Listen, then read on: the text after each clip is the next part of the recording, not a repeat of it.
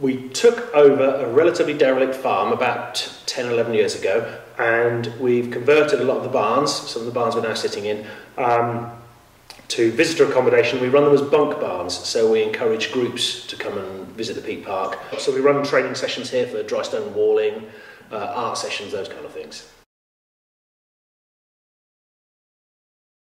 I guess alternative energy is sort of part of my background because I was a geography teacher for 10, 11 years. Always been keen on that kind of ethos, that kind of environmental ethic. And I like the idea of the wind turbine, and we had the opportunity to do that.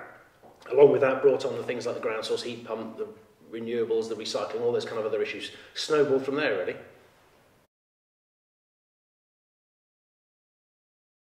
So we have low energy light bulbs everywhere.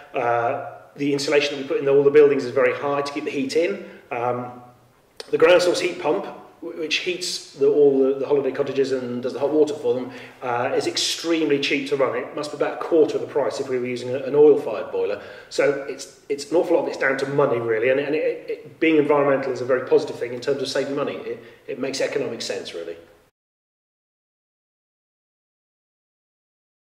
Since we've had the ground source heat pump in, since we've had the wind turbine and all the other things that we've done, we've saved a great deal amount of money on heating and hot water for the barns.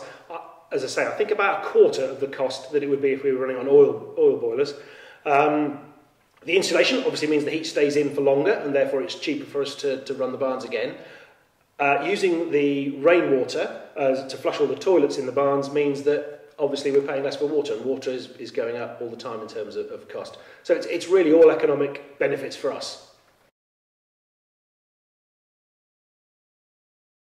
I'd love a bus stop at the bottom of the road, but that's not going to happen. Other ideas that we're looking at, I'd love PV panels. We've got a fantastic site for that. That's something for the future. It's quite a capital investment, and we've got to obviously juggle the money around all the time. And I think just really continuing to do what we're doing, always buying clean materials that don't have a negative effect on the septic tanks we have, for example. It's a small example, but it means we don't have to have them emptied all the time because we're not pouring bleach down them. We're using environmentally friendly clean materials so that the bacteria don't block up the septic tanks. Little things like that make a real difference, I think, and just finding new things and developing all the time, really.